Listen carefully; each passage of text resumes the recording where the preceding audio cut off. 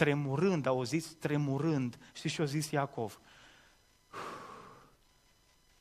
L-am văzut pe Dumnezeu față în față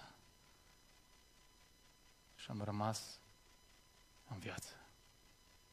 Și în momentul ăla se întâmplă ceva în viața lui Iacov, care dacă nu se va întâmpla în viața ta, ascultă-mă ce spun, nu o să ai nicio viață nouă.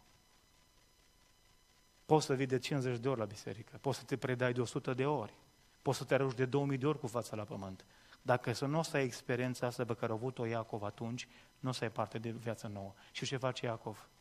În momentul ăla când o zis, l-am văzut pe Dumnezeu față în față și am rămas în viață, știți ce se întâmplă cu Iacov? Iacov trece de la frica de oameni la frica de Dumnezeu.